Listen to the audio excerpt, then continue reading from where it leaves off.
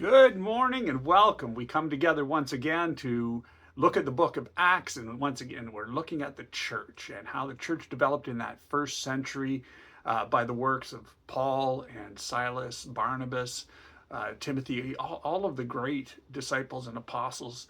And the church really did take off in that first century. So this morning we're going to look at Acts chapter 16, verses 11 through to the end of verse 15. And here's what God says. And having sailed from Troas, we made a straight course to Samothrace, and on the following day to Neapolis, and from there to Philippi, which is a leading city of the district of Macedonia, a colony. Now we were staying some days in this city, and on the day of the Sabbaths, we went outside the city gate by a river where there was customary to be prayer. And having sat down, we began speaking to the women having gathered. And a certain woman named Lydia, a seller of purple of the city of Thyatira, worshiping God, was listening. The Lord opened her heart to attend to the things being spoken by Paul. And when she was baptized in her house, she begged, saying, "If you have judged me to be faithful to the Lord, having entered into my house, abide." And she persuaded us. And may the Lord bless us as we look at his word. Beginning in verse 11 this morning, it says, and having sailed from Troas. Troas was a city named after Tros, who is said to be the father of the Trojans, an Anatolian people 1,300 years earlier. Troas was this multi-ethnic port city, the most westerly port on what is now known as Turkey. Back then it was Asia Minor. Its location made it the port of choice among traders, those who were importing and exporting their goods all over the world via the Mediterranean Sea. Paul, Timothy, Silas, and Luke would have sought transportation in that city on any available cargo vessel that was going to Macedonia.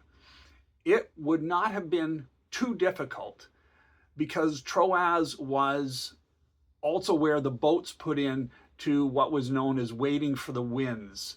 Often on the Mediterranean Sea, there would be a calmness where the sea would become like glass, and that could last 2 to 5 days.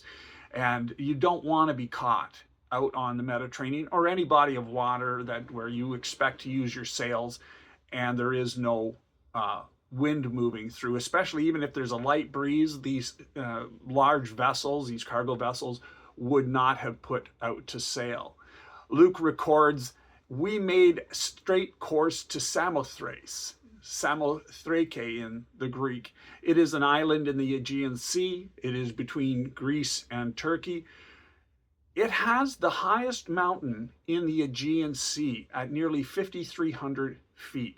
To hike to the top and down again, they say, is a 12-hour endeavor. So because of its height, this mountain served as a waypoint across the Mediterranean Sea because it was easily seen. Even from 50 kilometers away, you could see the peak. The use of the term straight course infers that they had good winds, which allowed them to sail directly to Samothrace, where they anchored nearby, because it was known that Samothrace didn't have a functioning harbor. It had an anchorage, but not really someplace you could put into to avoid any heavy seas. And sailing at night, some sailors did sail at night, but it brought all kinds of risks that the more intellectual sailors would just want to avoid. So it says on the following day, they went to Neapolis. Neapolin is the Greek terms, which means new city. Now, I have to say, just my mind goes, Neapolitan. I had to look up and see, is that where the ice cream comes from? So to tell you, no, it did not come from there, but it's close. Neapolitan ice cream came from Naples. Anyhow, today the city is known as Kavala. It was where Paul and the disciples with him first set foot on the European soil. Moving into verse 12, it says, and from there to Philippi, which is a leading, and the word there is protos, city of the district of Macedonius, and we call it Macedonia. The name of this district comes from the Greek word makened, us. And for some scholars, they believe it refers to those who are tall, slim, and tapered, pointing to the men who dwelt there. Now, the depictions of Greek soldiers in ancient Greek art reveals that they were a physically fit and strong people. However, that does not mean that they were giants.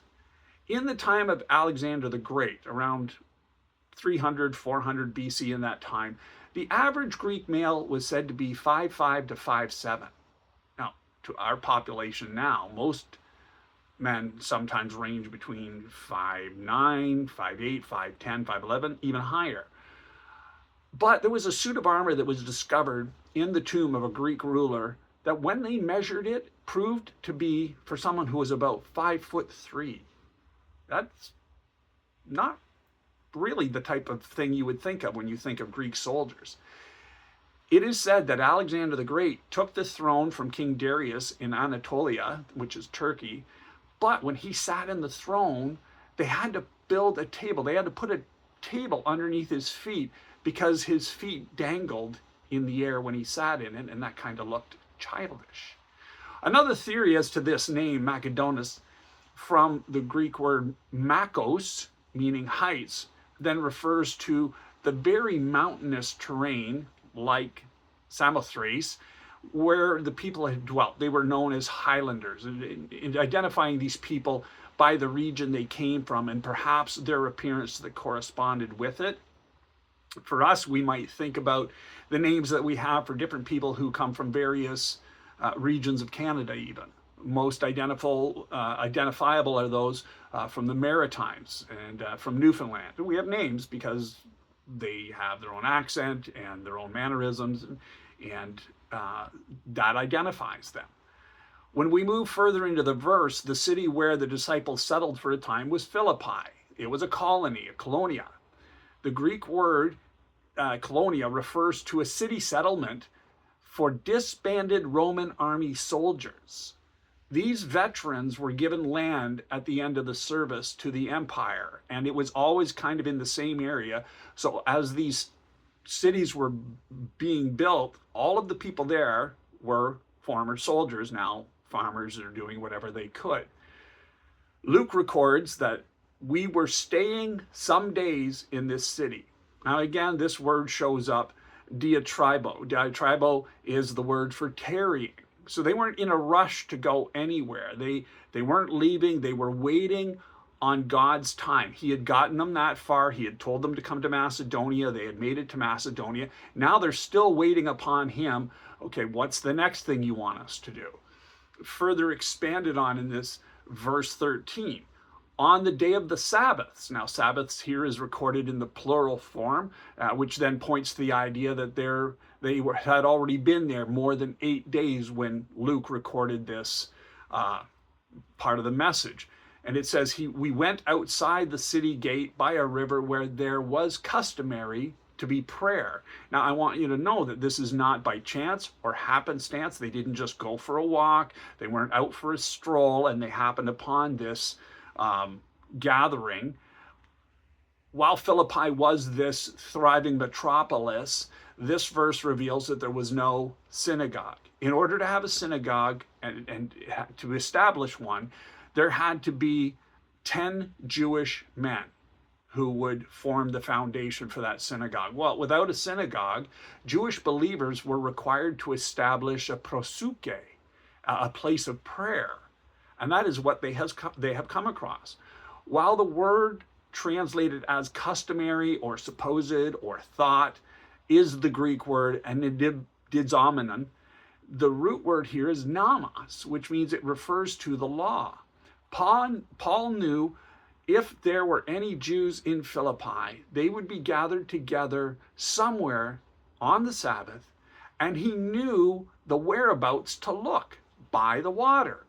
A lake or the sea or a river, a potamus, because there was the requirement of being washed, being cleansed as a part of the law prior to the Sabbath ceremony, prior to going into the synagogue, prior to the teaching. Now there happened to be a river outside of Philippi.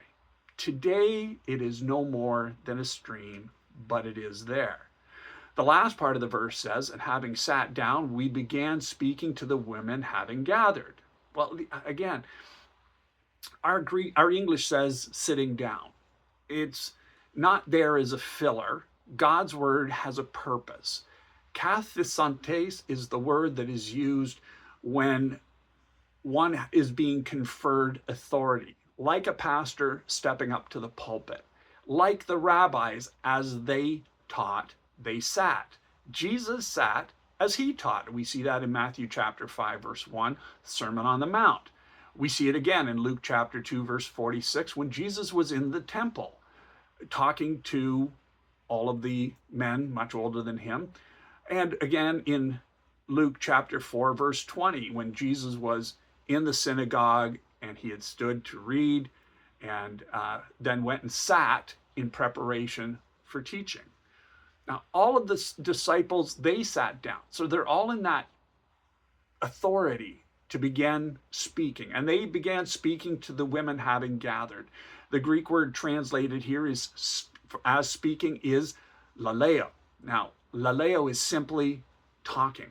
It's not preaching, which is caruso. It's not sharing the gospel, which is euangelizomai. They were just talking. That's what the word laleo means. La, la, la, la, la, la, la. Just like that. Likely they were getting to know them. Luke seemed to know the details of Lydia in the next verse. So it's likely it's just conversational language. The disciples likely spoke about who they were, where they had come from, what they had been doing, and how it had brought them to Philippi, talking about the church, talking about, this is, people are coming together, people are coming believers. They may have asked the women where the Jewish men were, because do you not find it interesting that there are no Jewish men in this gathering? And if there were even any, since they were not a part of this gathering, they may have asked if they had ever heard anything about Jesus. That's a great place to start a conversation when you want to introduce Jesus. That may have lent them an opportunity to further instruct the women in the truth. They've told what they've been doing, where they've come from, how successful it's been, and then giving them the opportunity, have you heard anything about Jesus? And maybe they did. Maybe they had heard some of the things that had happened in Jerusalem and had never thought about it any further. Well, here's this opportunity for them to now start sharing the gospel. The point is that they started by establishing a friend relationship. They knew them and so on. With this conversation, maybe, then they revealed who Jesus was, what he had done for the world in giving up his life on the cross, how he had risen from the dead to be reunited with his Father in his kingdom.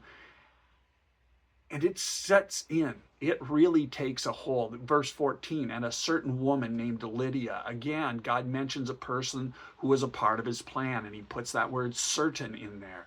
She didn't know she would be instrumental in the church, but he put her in a position in her life that benefited the disciples and the early church. She was a woman of means, a seller of purple in the city of Thyatira. It could have been purple cloth, they're not sure, or that she was just selling the purple dye. Either item was extremely sought after and fetched a significant amount of money. The dye comes from the murex sea snail found in the Mediterranean Sea. They are still there today. There's an individual for sure that I know of who still harvests this purple dye, but 250,000 snails are required to get 1 tablespoon of the dye. So even 1 gram out of that tablespoon is worth $3,000 for a gram of that dye. Lydia was from Thyatira, a city in Turkey. She lived 650,000 kilometers southeast of Philippi. And that's if she went by land, but as a woman of means, she had that financial security where she could spend the money on the cost of taking a boat from one place to another, which then it would have shortened her journey by 200 kilometers. But still, she's a long way from home for that time of the world for traveling. And she was there worshiping God. She believed in God. She had a heart for God. And she was listening to them speak. And here's what it said happened. The Lord opened her heart to attend to the things being spoken by Paul.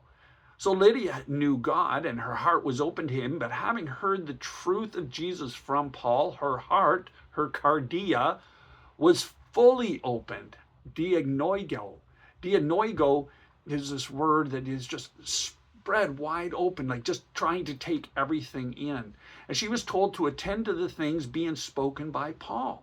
Pay attention to what he was saying, taking everything he said to heart and believing the truth and thinking about how she would respond. God poured the truth into her open heart. He knew she was open to believing in his son. He knew her heart. And so God drew the disciples to her, to this place along the river in Philippi. It is not by chance. It is by God's doing, God's design. I want to close the message with verse 15.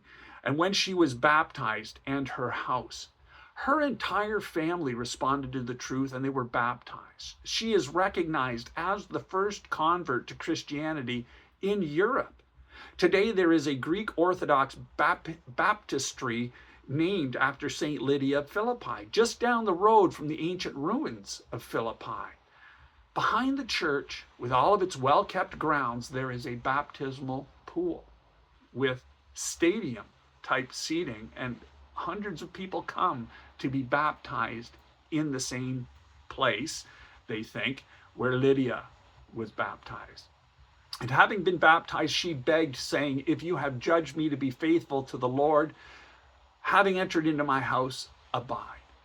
In other words, she says, if you believe that I believe in the Lord, come stay in my house. She wants to do what she can to help them and the church. She likely understands that they are on a mission from God, reaching others with the truth as they had just reached her. The final words are, and she persuaded us. Well, of course she did. And it probably didn't take much effort on her part. The word there is parabiadizomai. It is the Greek word translated as persuaded, but as defined by scholars, it's a forceful yet courteous insistence that prevails upon another's will by earnest entreaty.